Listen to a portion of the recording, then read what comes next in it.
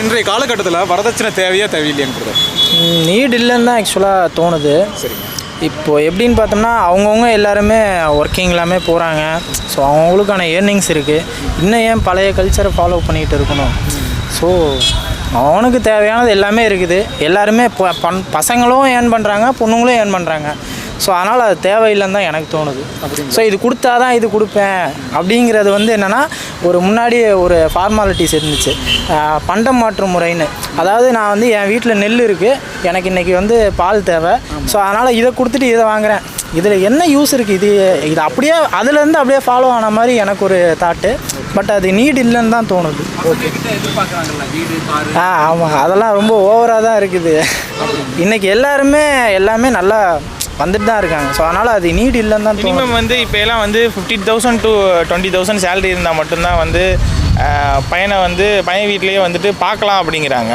அதுக்கப்புறம் டேரெக்டாக போய் வீடு பார்த்துட்டு அவங்க வீடு ரிச்சாக இருக்கா இல்லை போராக இருக்கா, அவங்க ரேஞ்ச் என்ன, இது பேக்ரவுண்ட் என்ன, ஃபேமிலி பேக்ரவுண்ட், இது எல்லாமே பார்த்து தான் பொண்ணுங்க அக்செப்ட் பண்ணுறாங்க.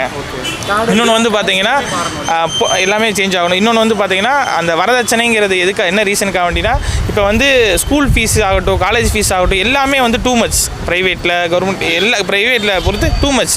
அப்போ அவங்க வரதட்சணையாக இது பண்ணுறதுக்கு பதிலாக அவங்க படிக்க வச்சு ஒரு டிகிரியோ இல்லை இதோ வாங்கி தரது அவங்களால, நான் சொல்கிறது ஒரு மிடில் கிளாஸ் ஃபேமிலியில் ஒரு பெரிய இது கஷ்டம்.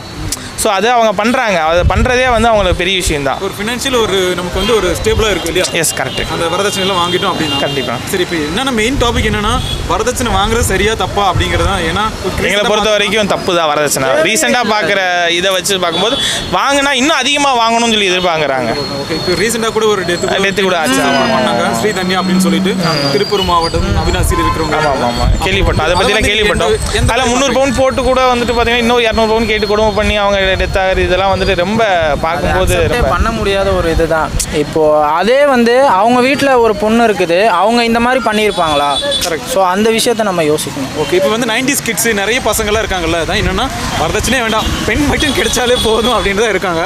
அப்படி இருக்கிறவங்களுக்கெல்லாம் நம்ம என்ன சொல்ல விரும்புகிறீங்க?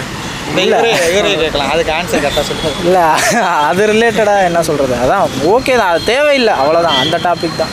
அதான் பணம் தேவையில்லை, வரதட்சணை எதுவும் தேவையில்லை, நீட் இல்லை, கரெக்டான அண்டர்ஸ்டாண்டிங் இருக்குது. இதை விட வேறு என்ன வேணும்? அந்த லைஃப் கரெக்டாக போயிட்டு இருந்துச்சுன்னா போதுமே. கரெக்டான ஒரு பெண் கிடைச்சாலே போதும் இல்லைங்களா? வைஃப் கரெக்டான பொண்ணு கிடைச்சா போதும், அது மட்டும் போதும் இல்லைங்களா? வரதட்சணை எதுவுமே தேவையில்லை. Okay, thank you brother, thank you.